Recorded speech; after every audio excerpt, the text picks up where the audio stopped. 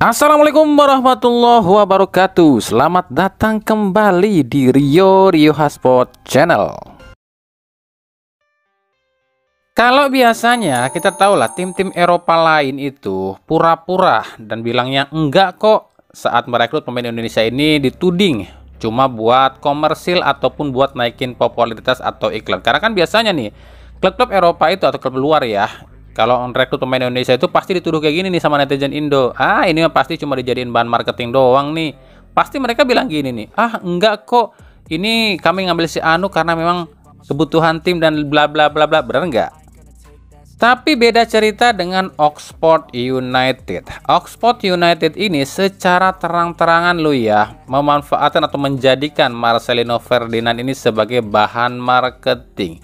Follower Instagram Oxford United ini naik drastis, yang tadinya sekitar 50 ribuan sekarang mungkin hampir 200 ribuan kali ya. Seperti contohnya ini nih, saat Marcelino Ferdinand diwawancarai, itu lihat Instagram di bawah ada cek keranjang kuning lo ya, alias disuruh belanja. Kan artinya Oxford United ini memang sengaja mendatangkan Lino ini buat jadi bahan marketing, bener nggak? Buat kami ya ini parah sih, meskipun hampir semua klub yang ngambil pemain Indonesia ini cuma buat marketing, tapi Oxford United ini terang-terangan banget sih. Di sini ada dua hal yang kami soroti nih.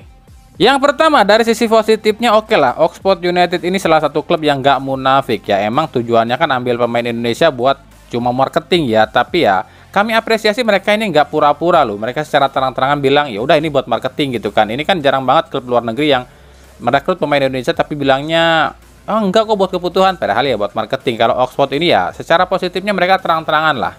Tapi di sisi negatifnya adalah ini tuh parah banget loh ya, sebab klub ini tuh dimiliki oleh ketum PSSI, di mana Erick Thohir selalu bilang akan berusaha menaikkan ranking Indonesia ke 100 dunia agar pemain-pemain timnas Indonesia atau pemain Indonesia ini direkrut oleh tim-tim Eropa dan nggak cuma dimanfaatin sebagai komersil.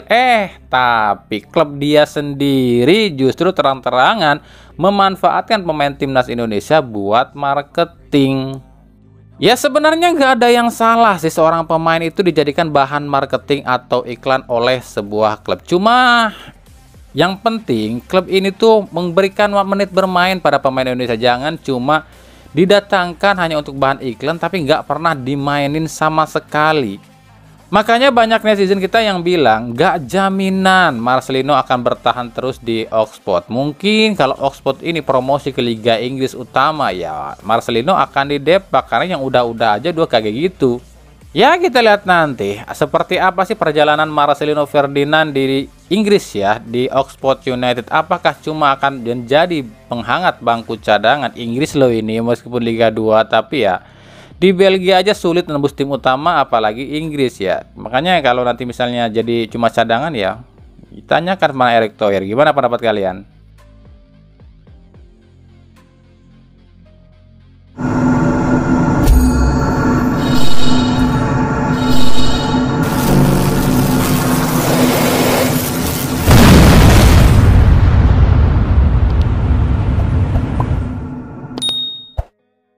Oke, soal yang banyak banget ini yang nanya ke kami dan suruh kami mengomentari soal Pratama Arhan yang lagi rame. Katanya lo ya, katanya isunya Arhan ini tuh diselingkuhin sama istrinya dan katanya sih Arhan ini mau cerai.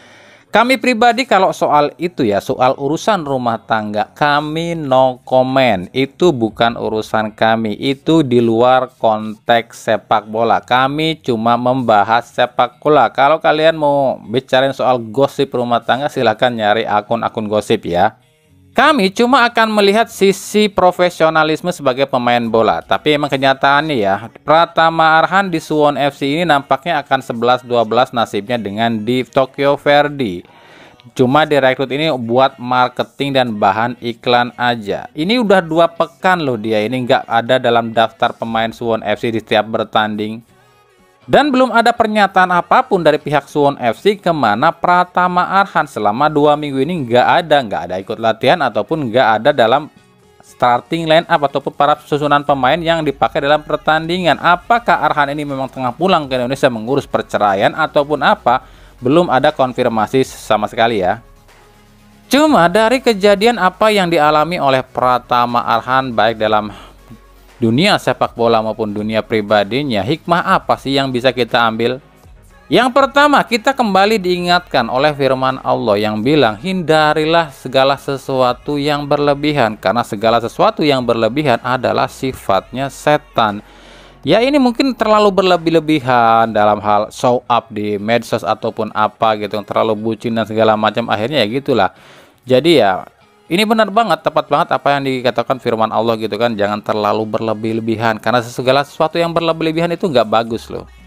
Yang kedua, kami kembali cuma mau mengingatkan, jika yang namanya seorang pemain sepak bola itu jangan terlalu asik dengan sosial media alias sosmed. Kalau memang ingin karir selama di sepak bola, jauhi sosmed. Sebab sosmed itu bisa jadi penghancur karir, apalagi di negara plus 62 yang sebagian, catat ya, kami bilang tegaskan sebagian, kemarin masih ada aja yang komentar nggak terima katanya, dibilang netizen yang barbar. Ya kami bilang sebagian netizennya terbilang barbar di sosmed. Kalau mau tiru, tirulah Jay Ijes ataupun Calvin Verdong. Nggak banyak omong, nggak banyak tingkah, nggak banyak gaya di sosmed. Tapi apa? Karir cemerlang dan terus lancar. Ya semoga aja apa yang dialami Pratama Arhan ini nggak mengganggu karirnya sebagai pesepak bola dan juga nggak mengganggu kesiapan timnas Indonesia. Kita ke berita klub ya. Pekan kedua udah kelar nih, dan inilah starting 11 terbaik pekan kedua versi PT LIB.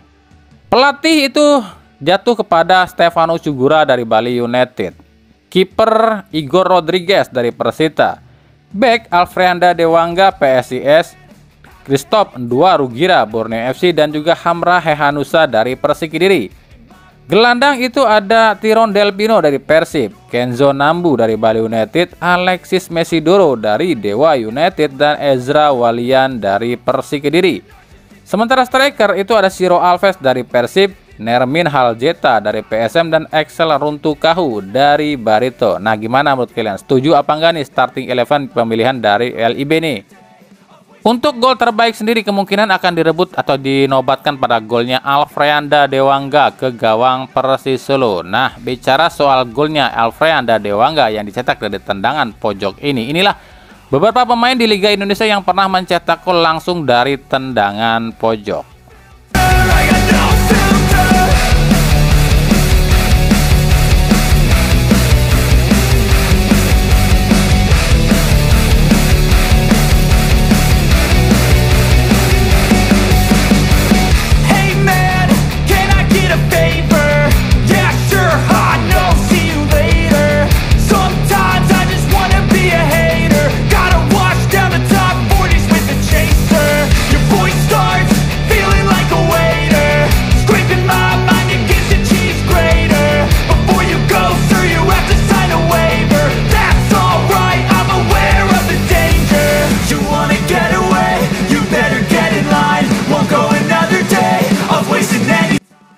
Lalu soal kiper terbaik ini kembali diterima oleh kiper asing, yakni Igor Rodriguez dari Persita. Ini dua pekan ini terus diterima oleh kiper asing. Nah sekarang kita akan rekap aja sih 2 pekan ini seperti apa sih rating penampilan dari kiper-kiper asing di Liga 1 musim ini. Dengan catatan ya, di Liga 1 musim ini ada 9 kiper asing. Nah siapa sih yang menduduki peringkat pertama dengan kiper asing terbaik selama 2 pekan ini? Di urutan ke-9 ada Leo Navaceo dari Persik Kediri dengan 1 laga itu ratingnya 5,9. Di urutan ke-8 ada Dida dari Madura United dengan 2 laga ya, itu ratingnya 6,1. Di urutan ke-7 ada Adilson Maringa dari Bali United, 1 laga dengan rating 6,3. Di urutan ke-6 ada Lucas Frigeri dari Arema, 2 laga ratingnya 7,00. Di urutan ke-5 ada Kevin Mendoza dari Persib, 1 laga ratingnya 7,2. Di urutan ke-4 itu ada Igor Rodriguez dari Persita Tangerang, 2 laga ratingnya 7,5.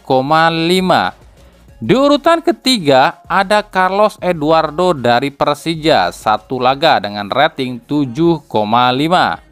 Di urutan kedua ada Sonny Steven dari Dewa United, 2 laga dengan rating 7,6. Dan di urutan pertama ada Alan Bernardon dari PSS Sleman, 2 laga dengan rating 8,4.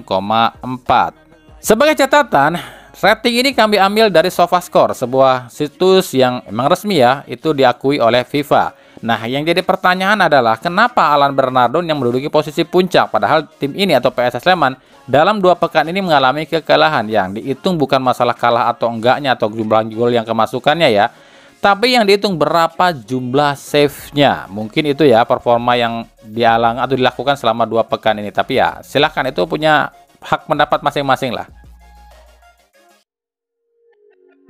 Dari Persebaya, 6 Agustus 2024, Persebaya umumkan telah merekrut bek asal Kurakau, kelahiran Belanda, Daryl Lakman. Tapi 2 pekan sudah Liga 1 berjalan, nama Lakman ini nggak terdaftar alias belum terdaftar di situs PT LIB.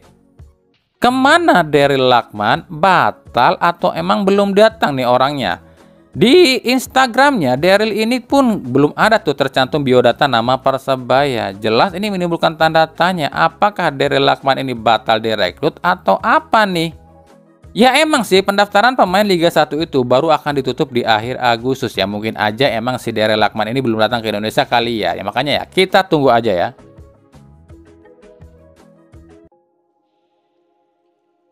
Dari Persib Bandung, ini soal David Da Silva. Kemarin ada yang komentar, katanya ada info cederanya DDS ini bukan cedera biasa, tapi tim dokter Persib yang kecolongan. Cedera DDS ini parah katanya. Aduh, ini dapat info dari mana ya? Soalnya kami udah coba tanya sana-sini, tapi belum ada tuh pernyataan apapun dari tim dokter Persib seperti Raffi Gani soal kondisi DDS terbaru. Yang kami tahu itu usai laga kemarin, tim dokter Persib emang bilang DDS alami nyeri di paha kiri dan ini akan parah kalau dipaksakan terus main. Terujung-ujungnya hamstring dan robek otot paha. Itu aja kok yang dibilang. Kemarin itu nggak dibilang apapun. Nah sekarang ini kondisinya lagi diobservasi. Jadi kalau soal benar atau enggaknya DDS katanya cedera parah, ya silahkan tanya sama yang bikin video atau yang bikin berita, dapat info dari mana dan ada buktinya apa enggak. Boyan Hodak sendiri seperti kita tahu kemarin di konferensi pers usai laga, bilangnya gini, ada waktu 4-5 hari buat recovery dan semoga saja DDS bisa ditampilkan lawan Arema. Sebab saat ini DDS lagi dipantau oleh tim dokter. Artinya apa? Kalau pelatihnya sendiri aja bilang kayak gitu dan yakin DDS bisa main lawan Arema dan akan pulih ya. Masa yang lain lebih tahu dari pelatihnya sih? Kecuali Raffi Gani sebagai dokternya Persib ngomong itu baru kita bisa percaya. Ya semoga aja DDS ini baik-baik aja dan cederanya nggak parah ya. Yang pasti itu apa? Yang pasti itu Persib akan ditinggalkan 2 pemainnya, yakni Dimas Derajat dan Kevin Rey Mendoza. Itu udah pasti.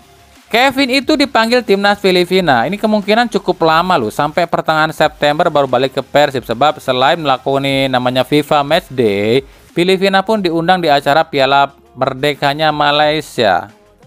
Sementara Dimas Derajat itu kan dipanggil timnas untuk kualifikasi Piala Dunia. Kemungkinan baru gabung Persib itu di pertengahan September. Sebab 6 September Indonesia lawan Arab Saudi di Arab Saudi. 10 September lawan Australia di Indonesia. Nah itu baru berita yang pasti. Jadi ya udahlah ya.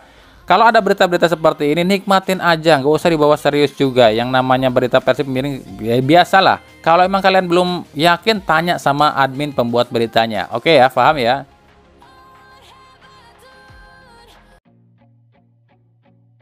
Dari Madura United, ini ada sedikit kontras dan agak lucu sih buat kami. Jadi gini, Direktur PT Polana Bola Madura Bersatu alias PBMB, yakni Anissa Zafarina, ini memberikan target pada WCP untuk Madura United musim ini tuh paling enggak harus finish di 5 besar musim ini.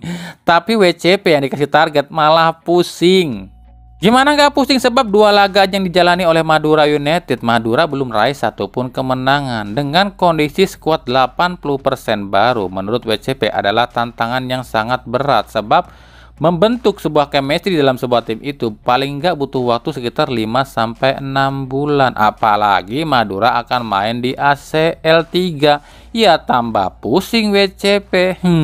Sabar coach, ini ujian.